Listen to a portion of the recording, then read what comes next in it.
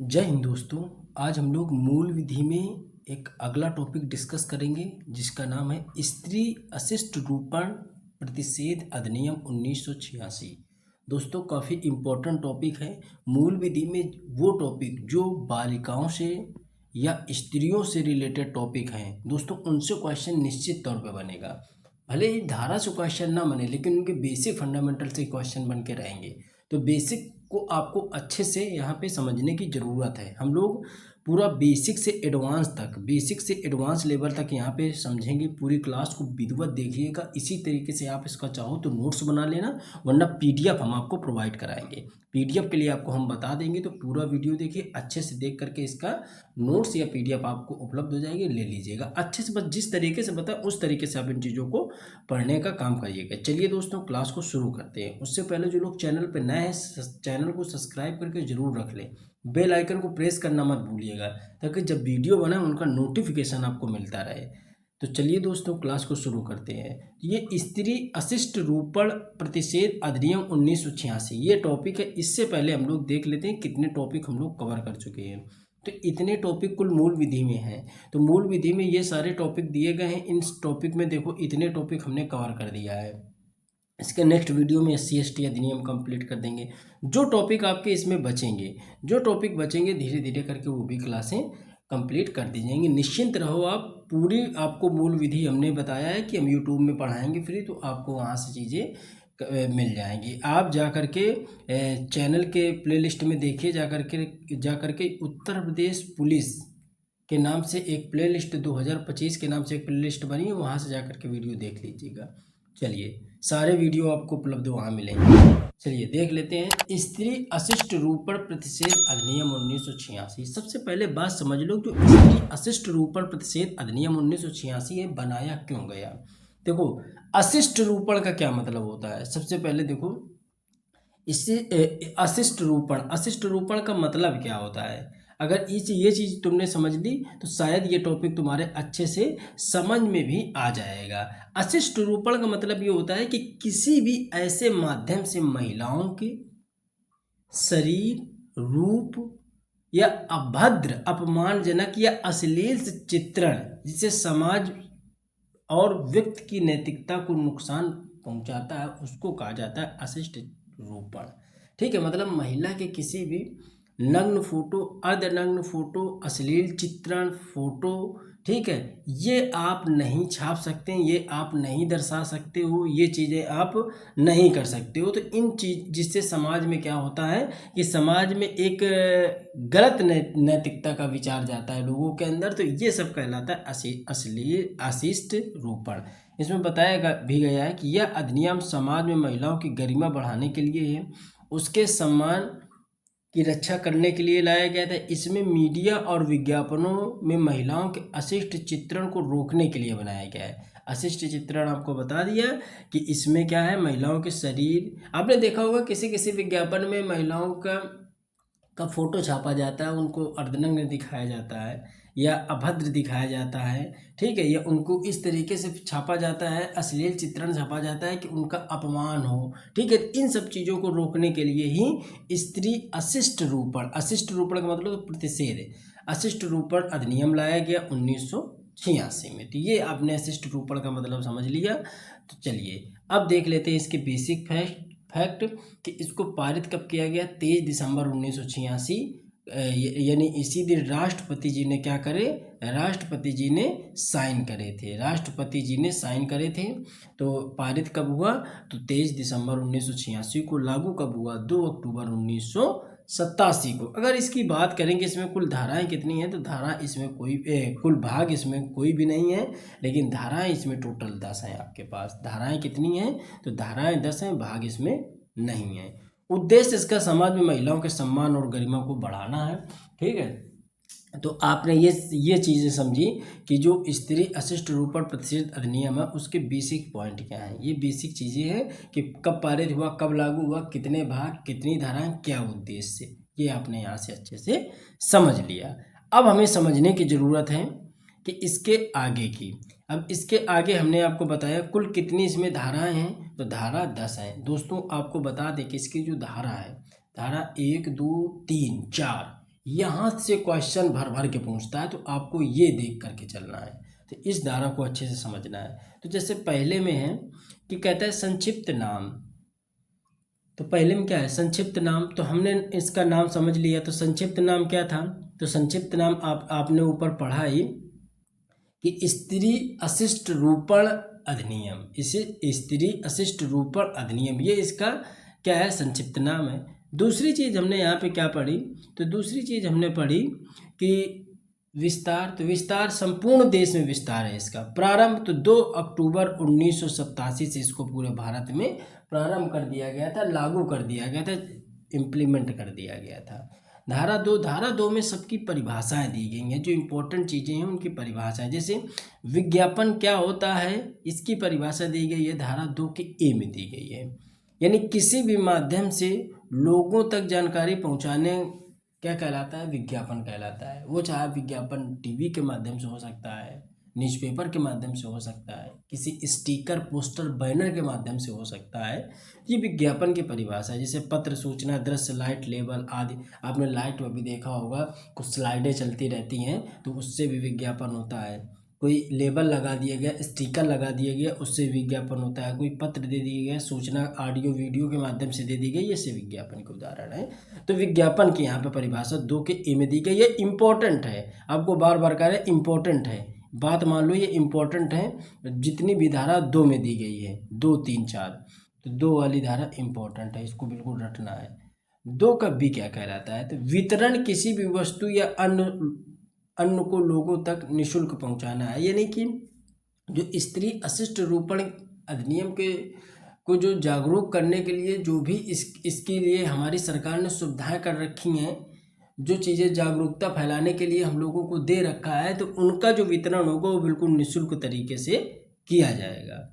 धारा 2 का सी क्या है, तो धारा 2 के सी में स्त्री अशिष्ट की परिभाषा दी गई। हमने आपको बताया स्त्री अशिष्ट क्या है, कि उनका गंदे तरीके से अभद्र टिप्पणी करना, अभद्र अश्लील फोटो प्रसारित करना, अभद्र रूप रंग काया दिखा करके चित्रण करना, इस तरीके से ये सब स्त्री अशिष्ट की परिभाषा बताते हैं। धारा 2 के डी में लेबल की परिभाषा बताई गई है कि किसी भी पैकेट के ऊपर चिपकाया या दिखाई गई वस्तु क्या कहलाती है, लेबल कहलाती है। अब लेबल में आपने देखा होगा कि कोई भी स्टिकर होता है, कोई भी प्रचार होता है कंपनी का, उसके ऊपर एक स्टिकर लगा होता है। कोई भी डिब्बा लो किसी भी कंपनी का या कुछ भी मार्केट से लेकर के, तो उसके ऊपर स्टिकर लगा हो, उसको लेबल कहा जाता है।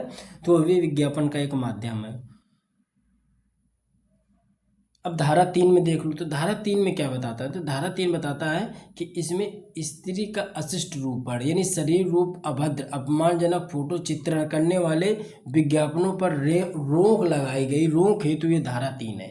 तो इसमें क्या होगा, इसे ना कोई प्रदर्शित कर सकता है, ना बनवाएगा, ना चिपकाएगा और ना संपादित करेगा।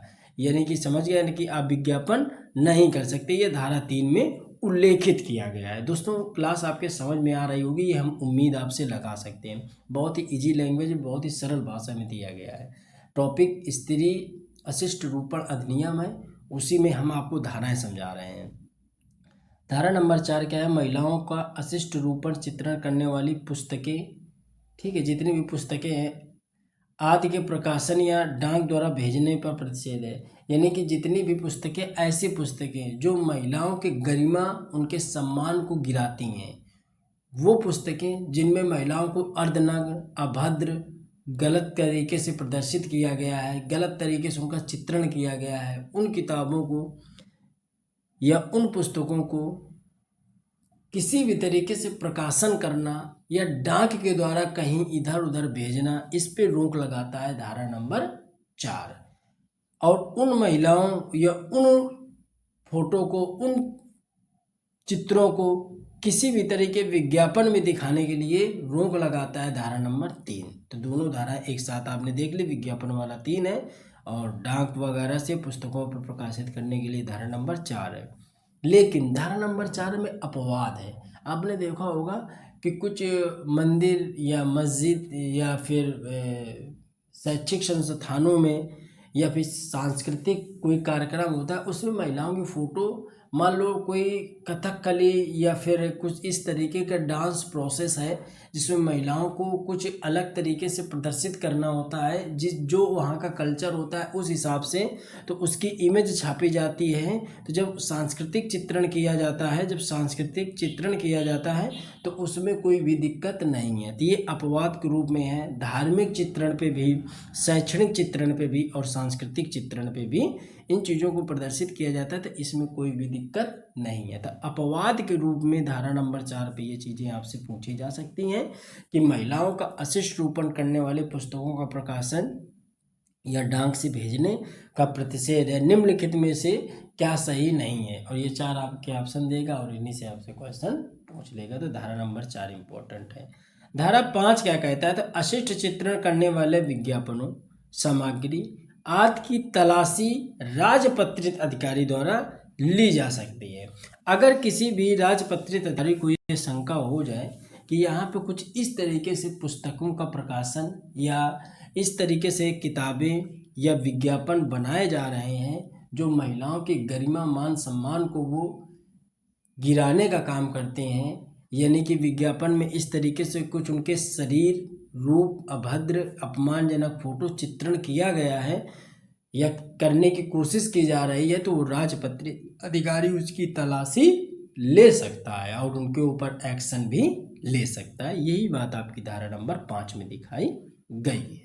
चलिए, हमने आपसे कहा था कि धारा नंबर 1, धारा 2 के चारों रूप, इसके बाद ये तो ऊपर वाला बेसिक आपने समझा। धारा 1, 2, 3, 4, 5, 4 तक कहा था, लेकिन 5 तक आप अच्छे से धारा याद करके रखिएगा। अब धारा नंबर 6 क्या है? तो धारा नंबर 6, देखो हमने सारी चीज़ों को इजी लैंग्वेज पे कन्वर्ट कर रखा है, तो आपको दिक्कत इसमें नहीं होगी। धारा 6 देख लेते हैं। तो धारा 6 में क्या है कि धारा 3 और 4 के उल्लंघन पर सजा का प्रावधान धारा नंबर 6 में है। 3 और 4, तो ऊपर हमने आपसे पढ़ा 3 में क्या था, विज्ञापन से रिलेटेड था, और 4 में क्या था कि पुस्तकों को, किताबों को प्रकाशित करने या डाक से भेजने का पर रोक थी। तो धारा 3, 4 का यदि आप उल्लंघन करते हैं तो उसके सजा का प्रावधान बताया गया है धारा नंबर 6 में। तो सजा क्या होगी? तो सजा कहता है कि पहली बार अगर आपने गलती करी है तो आपको 2000 का जुर्माना या 2 वर्ष की कैद होगी। 2000 का जुर्माना या 2 वर्ष की कैद होगी। लेकिन अगर यही मिस्टेक आपने दोबारा कर दिया, दोबारा आपने इस गलती को रिपीट करा, तो आपको 10,000 रुपये का जुर्माना या कम से कम 6 माह की सज़ा और अधिकतम 5 साल की कैद सज़ा आपको हो सकती है। तो सज़ा का प्रावधान ये इम्पोर्टेंट है। सज़ा, इसको याद रखिएगा, क्वेश्चन पूछ लेता है सज़ा का, तो इसमें याद रखिएगा कितनी, 5 साल की कैद हो सकती है। धारा नंबर 7 में देख लेते हैं। यदि कोई कंपनी उल्लंघन करती है तो उस कंपनी का प्रभारी और उसके व्यवसाय के संचालन के लिए जिम्मेदार व्यक्ति और स्वयं या दोनों दोषी माने जाएंगे। ठीक है। अब देखते हैं कि अगर आपने देखा होगा कोई कंपनी है, जैसे मान लो कि उसने क्या करा कि कंपनी ने जानबूझ के उन चीज़ों को प्रकाशित करने का या उस पर फोटो या फिर कुछ चिपकाने का कोशिश किया, तो उसमें उसको दोषी ठहराया जाएगा। धारा नंबर 8 अपराधों की प्रकृति के बारे में बताता है कि अपराध 2 टाइप के हो सकते हैं।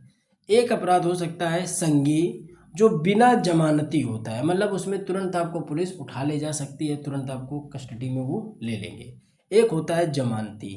तो अपराधों की प्रकृति आपको बताई गई है 2 टाइप की होती है। धारा नंबर 9 क्या कहता है? तो इसमें यह धारा सुनिश्चित करती है कि कानून में अच्छे से लागू करते समय अधिकारियों को व्यक्तिगत कानूनी खतरे से बचाया जाएगा। दोस्तों इसमें हम आपके अभी प्रैक्टिस भी कराएंगे, निश्चित रहिएगा, नीचे प्रैक्टिस के क्वेश्चन लगे हुए हैं। ठीक है, चलिए, तो ये नीचे भी प्रैक्टिस भी हम आप लोगों की कराएंगे, परेशान न हो, जो आपने पढ़ा उसको प्रैक्टिस में भी दिखाएंगे। अच्छा हाँ, आपके लिए एक जानकारी है कि अगर ये पूरा आप बैच ज्वाइन करना चाहते हो तो इसमें सॉल्व पेपर, सामान्य अध्ययन, उत्तर प्रदेश स्पेशल और मूल विधि और संविधान, ये बुकलेटें आपको मिल जाएंगी। ठीक है, तो आप जा करके GS रिव्यू का एक एप्लीकेशन प्ले स्टोर में है, तो उसको डाउनलोड कर लीजिएगा, तो ये सारी जानकारी मिल जाएगी। कुछ लोगों की डिमांड थी कि सर मूल विधि की अलग PDF उपलब्ध करा दीजिए, तो ये 1 या 2 तारीख से मूल विधि की अलग नोट्स आपको मिलना उपलब्ध हो जाएगा। तो आप बने रहिएगा चैनल पे। जीएस रिव्यू का एप्लीकेशन डाउनलोड कर लो, वहाँ पे आपको ये नोटिफाई हो जाएगा कि मूल विधि की जो बुकलेट है वो कहाँ पे आपको उपलब्ध होगी। ठीक है, तो इसको आप देखते रहिएगा। चलिए, ये हमने कंप्लीट कर लिया। इसमें पूरा धाराएं हमने कंप्लीट करी, उसके बेसिक्स कंप्लीट करे। अब हम लोग इसके क्वेश्चन देखते हैं। तो क्वेश्चन हमारा क्या है, महिलाओं के अश्लील प्रतिनिधित्व अधिनियम, उसी को अशिष्ट कहा जाता है, अशिष्ट रूपण अधिनियम 1986 को किस तारीख को राष्ट्रपति की सहमति मिली थी? ऑप्शन आपके पास है 23 दिसंबर, 22 दिसंबर, 16 नवंबर, 3 जुलाई। सब 1986 दी है।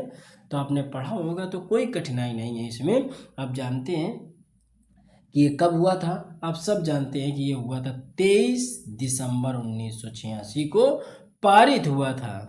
कब हुआ था? इस दिन पारित हुआ था, यानी इसी दिन राष्ट्रपति जी ने अपने हस्ताक्षर करे थे। चलिए, अगला हम लोग देखते हैं, महिलाओं का अश्लील प्रतिनिधित्व अधिनियम महिलाओं के अभद्र चित्रण को प्रतिबंधित करने के लिए है क्या? विज्ञापनों के माध्यम से, प्रकाशन, लेखन, पेंटिंग, आंकड़े या किसी अन्य तरीके से? तो क्या होगा? या फिर उपरोक्त सभी? तो आप जानते हैं कि ये सभी हमने आपको बताया था, ये सभी हमने आपको बताया था। तो इसमें क्या हो जाएगा? उपरोक्त सभी। डी नंबर आपका सही हो जाएगा। चलिए, अगला क्वेश्चन है, स्त्री अशिष्ट रूपण प्रतिषेध अधिनियम 1986 तक फैली हुई है। कहाँ तक फैली हुई है? जम्मू कश्मीर को छोड़कर पूरा भारत, संपूर्ण भारत, असम जनजातीय क्षेत्र को छोड़कर के संपूर्ण भारत, या उड़ीसा के जनजातीय क्षेत्र को छोड़कर संपूर्ण भारत। तो कहाँ तक फैली है? ये संपूर्ण भारत में इसका विस्तार है। ये धारा नंबर आपको, जब आपने धारा 1 पढ़ा होगा तब हमने इसको बताया, आपको जरूर होगा। तो ये धारा नंबर 1 में उल्लेखित है। चलिए, अगला क्वेश्चन हमारा क्या है कि महिलाओं का अश्लील प्रतिनिधित्व अधिनियम कब लागू हुआ? अभी ऊपर आपसे पूछा था हमने कब पारित हुआ, अब पूछ रहा है कब लागू हुआ। क्या पूछ रहा है? कब लागू हुआ। तो आपने डेट पढ़ी जरूर होगी कि इसको 2 अक्टूबर 1987 को लागू किया गया था। 2 अक्टूबर 1987 को लागू किया गया था।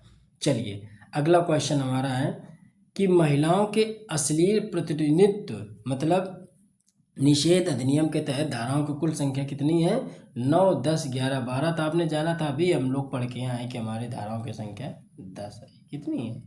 10 है। चलिए, अगला क्वेश्चन हम लोग देखते हैं, महिलाओं के अशिष्ट रूपण निषेध अधिनियम 1986 के तहत दंडनीय अपराध है गैर जमानती संज्ञेय, या गैर जमानती और गैर संज्ञेय, या जमानती और संज्ञेय, या इनमें से कोई नहीं। तो हमने ऊपर आपको बताया था कि 2 तरीके से है। एक है जमानती और संज्ञेय। संज्ञेय में बिना जमानत के आपको रखा जाएगा, और जमानती हो गया। तो ये 2 हमने आपको बताया था। इसका सी ऑप्शन सही है।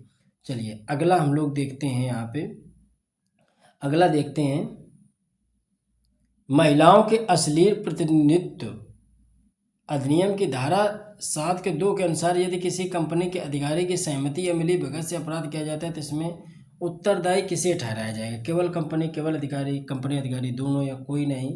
या कोई नहीं, क्योंकि यह सहमति से हुआ था। तो हमने आपको ये पढ़ाया है। तो आप कमेंट करके हमको इसका जवाब दीजिएगा, हमें भी पता चलेगा कि आप वास्तव में इस यहाँ तक जो हम क्वेश्चन करा रहे हैं यहाँ तक पहुँचे हैं या नहीं पहुँचे हैं। चलिए, अगला क्वेश्चन, अगला है महिलाओं के अश्लील प्रतिनिधित्व निषेध, ये अश्लील लिखा है, अश्लील प्रतिनिधित्व निषेध अधिनियम 1986 के तहत अपराध के लिए सजा क्या है? तो हमने बताया था सजा का भी प्रावधान बताया गया है। तो सजा के बारे में भी आपको बताया था कि किसमें सजा का वर्णन किया गया है।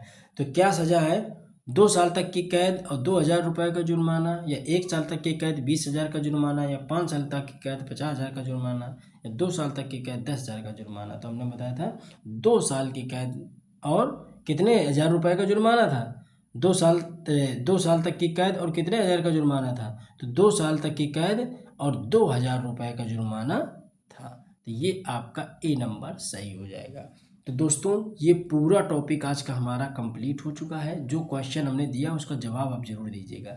ये पूरा क्वेश्चन कंप्लीट हो गया है यूनिट। एक एक यूनिट आपको यहाँ पे जितने भी टॉपिक्स यहाँ पे लिखे हैं सब कुछ आपका कंप्लीट करेंगे, सारे नोट्स आपको उपलब्ध होंगे। बस आप लोग से रिक्वेस्ट है कि वीडियो को शेयर जरूर कर दिया करिए, कम से कम एक बार वीडियो को शेयर जरूर कर दें। तो चलिए दोस्तों, मिलते हैं अपने अगले वीडियो में। तब तक जय हिंद, जय भारत।